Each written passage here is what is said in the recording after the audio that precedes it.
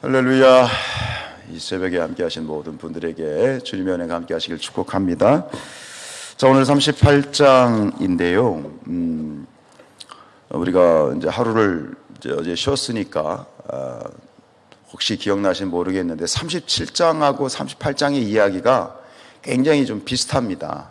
37장 기억나시는지 모르겠는데 이 예레미야가 이제 그 감옥의 구덩이라고 되어 있죠. 구덩이. 우물, 거기서 우물로 되어 있고요. 그죠?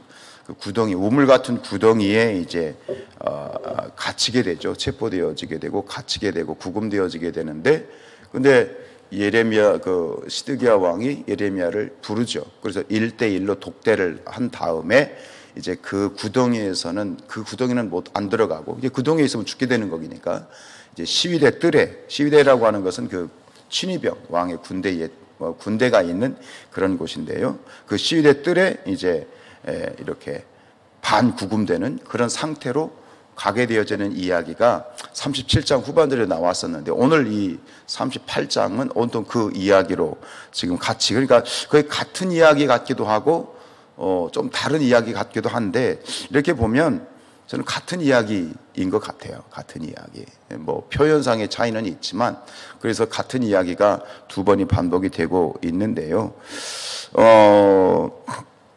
이것을 통해서 뭐 또 다른 이야기가, 그러니까 같은 패턴의 이야기, 구금과 또 1대1의 독대와 그리고 이제 시위대들이 갇히는 이 이야기가 어쨌든 두 번이 반복이 되는 것처럼 보여지는 이 상황 가운데에서 우리가 발견할 수 있는 교훈은 뭐냐면 첫 번째로 예레미야 선지자가 하나님 말씀을 전하면서 하나님의 이러한 사역을 하는데 너무나도 고난과 역경이 많았다는 거지. 계속해서 죽을 고비를 넘기게 되어지는 것.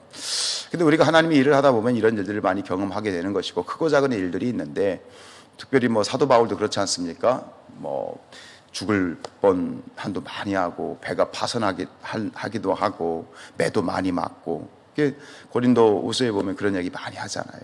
사역한다라고 하는 것, 하나님의 일을 한다는 것이 절대 평온한 길이 아니고 정말 꽃밭이 아니다라고 하는 것. 하나님의 일을 하려고 하다 보면 또 특별히 하나님의 뜻대로 일을 하려고 하다 보면 참 어려운 일들이 굉장히 많이 계속되어지는 것이고 그리고 결국은 우리가 천국 가는 그날까지 이러한 일들이 일어난다라고 하는 사실을 우리가 유추해 볼 수 있는 것이고요. 근데 또 한 가지 우리가 집중하려고 하는 건 뭐냐면 이런 어떤 이 하나님의 말씀이 예레미야 선지자를 통해서 계속 선포가 됨에도 불구하고 그 주도권, 예레미야를 살릴 수도 있고 또 예레미야를 죽일 수도 있는 그 주도권을 가진 사람이 누구였죠? 시드기야 왕이었죠. 근데 시드기야 왕은 분명히 하나님의 말씀을 물론 예레미야 선지자가 일반 백성들에게도 똑같이 다 선포했지만 그를 은밀히 불러서 1대1로 독대를 했을 때 분명히 하나님의 말씀을 들었거든요. 이것이 하나님의 뜻입니다. 이렇게 됩니다라고 예레미야 선지자가 말을 했지만 시드기야는 그것에 대해서 적극적으로 수용하지 못했고 그리고 우유부단하죠. 우물쭈물합니다. 예레미야를 살려줘야 되는데 살려주지 못하고 기껏한다고 물론 좀 신경은 썼어요. 구덩이에서 건져서 시위대 뜰에 머물게 하는 그런 어떤 마음은 썼지만 그러나 결국 우유부단한 그런 모습을 보여주고 있지요.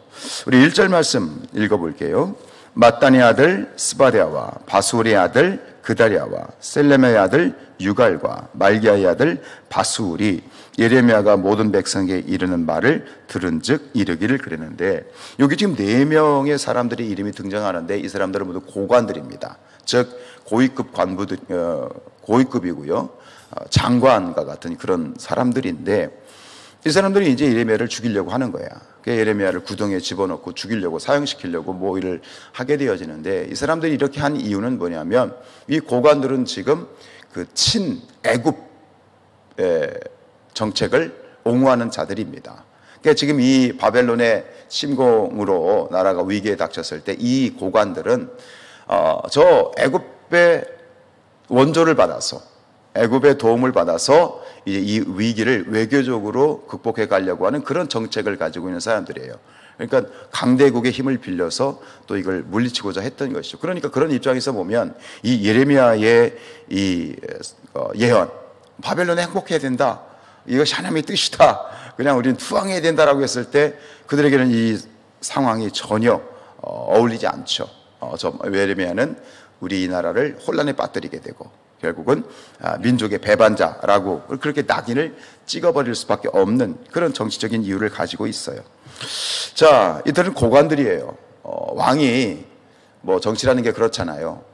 아무리 왕이고 대통령이라 할지라도 무조건 자기 뜻대로 할 수 있는 건 아니잖아요. 그죠? 의견을 들어야 되고 수렴해야 되고 또 왕이지만 임금이지만 또 아는 한계가 있기 때문에 또 그런 고관들의 이야기를 수렴을 하고 또 지혜로운 판단을 해야 되는 게 맞아요. 근데 정치적인 현실로 보면 왕이 마음대로 할 수가 없는 거죠. 그런데 그 절대적인 주도권을 가지고 있는 4명의 고관들이 결국은 뭡니까? 왕의 지금 예레미야에게 반대를 하고 또 왕이 예레미야를 살려주고 싶어도 뭔가를 선뜻 뭐라고 하려고 해도 이게 지금 반대 세력에 부딪히기 때문에 이게 결단과 이 신하들의 모든 의견을 물리치려고 하면 왕이 굉장히 강한 결단력과 추진력을 가지고 아니다, 이건 단호하다 이렇게 딱 밀고 나가야 되는데 지금 시드기야 왕에게는 그러한 추진력이 없게 되는 것이죠. 그래서 지금 이 상황 가운데에서 여러분 어쨌든 간 모든 것을 다 정치적인 상황이든 인간적인 상황이든 그 모든 걸 다 물리치고 지금 이 시드기야가 내려야 되는 최선의 길, 이스라엘 백성들에게 있어서의 최선의 길이 뭐예요? 뭐죠? 누구의 말을 듣는 거예요? 예레미야의 말을 듣는 거죠. 즉 그것이 들어야 되는 이유는 그것이 누구의 말씀이니까? 하나님의 말씀이니까 그것에 적극적으로 반응하고 수용하는 것이 그게 이스라엘 백성들에게는 굉장히 중요한 최선의 길이에요. 그런데 지금 이 시드기야가 머뭇거리고 우유부단한 이유는 뭐냐면 두 가지를 다 얻고 싶은 거야. 바벨론의 투항도 안 하고 유다가 살았으면 좋겠는 거야. 그런데 분명히 그것에 대해서 또 예레미야에게 묻지만 예레미야는 즉 하나님은 단호하시죠. 아니다, 더 이상 안 된다. 너희들은 바벨론의 포로로 잡혀가야 된다. 70년 동안 그곳에서 있어야 된다. 이게 하나님의 뜻이 분명하거든요. 그런데 지금 그렇기 때문에 이도 못하고 저도 못하고 시드기야가 우물쭈물하고 있는 거예요. 하나님의 뜻을 알면도 불구하고 사실은 하나님의 뜻을 구하는 것 같죠. 하나님의 뜻을 예레미야에게 물었지만 정말 이 시드기야는 하나님의 말씀에 순종하려고 물은 게 아니야. 자기가 원하는 대로 좀 되고 싶은 거지. 포로로 잡혀가지도 않고 유다도 살고 그냥 자기가 원하는 것을 자기가 원하는 소리를 듣고 싶은 거예요. 하나님의 뜻을 들었을 때 그 뜻에 내가 아멘하고 순종하고 결단하겠다는 그런 마음이 없는 것이지. 그렇게 애매한 그런 마음을 가지고 있다가 결국 어떻게 돼요? 굉장히 비극적인 그런 파경을 지금 맞게 되는 것이죠.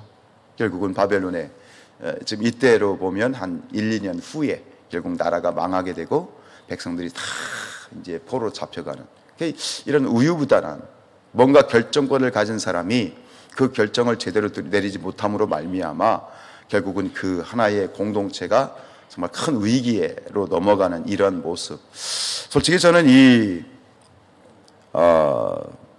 시드기야의 모습을 보면서 이게 보면은 야 어떻게 이러냐. 뭐 하나님 뜻대로 해야지, 결정을 내려야지. 이렇게 우리가 이 시드기야를 정죄하거나 질책할 수 있을까요? 저는 솔직히 이 시드기야의 모습을 보면서 전 저의 모습을 봐요. 사실 하나의 공동체의 어떤 결정권을 가진 사람이잖아요. 이 교회 공동체. 그래서 어떤 때는 이것이 하나님의 뜻이 분명인 것 같은데도 그것을 용단을 내리지 못할 때가 있거든요. 우물쭈물하고 우유부단할 때가 있거든요. 왜? 걸리는 게 너무 많아. 생각할 것이 너무 많고 이렇게 하면 이 사람이 시험에 들지는 않을까? 이렇게 하면 이 사람이 시험에 들지 않을까? 참 힘든 위치인 것 같아요. 리더의 자리는. 그래서 어떤 분이 그러더라고요. 야, 담임 목사는 늘 외로운 거야. 뭐 그런 얘기를 하긴 했는데 어떻게 해야 되겠어요? 우리가 뭐 크고 작은 저뿐만 아니라 우리의 삶에 있어서 우리는 크고 작은 그런 결단을 많이 내려야 되죠. 하루에도 수많은 결단과 또 선택을 해야 되는 것이 우리의 입장인데 결국 어떤 것이 우리는 어디로 가야 되는지를 몰라서 그 길을 가지 못하는 게 아니죠. 어떤 것이 옳은지를 몰라서 그 길을 그것을 결정하지 못하는 그런 경우만 있는 건 아니에요. 아는데도 못 가는 거죠. 아는데도 못 가기도 하고 안 가기도 하고, 못 가는 것은, 안 가는 것은 나이가 몰라서 그런 거고, 못 가는 것은 인간적 이 시드기야와 같은 여러 가지 환경 가운데 거기에 걸림돌이 되고 주눅이 들어있기 때문이도 그런 것 같아요. 어쨌든 간 이 모습 속에서 오는 이 시드기야의 모습 속에서 이 시드기야를 보면서 시드기야를 정죄하거나 질책할 것이 아니라 이 속에서 우리의 모습을 봤으면 좋겠어요. 그리고 온전히 우리가 하나님의 뜻이 분명하다면 그 하나님의 뜻을 따라서 순종하고 결단하고 달려나갈 수 있는 그런 영적인 돌파를 가질 수 있는 그런 능력자들이 되길 축복합니다.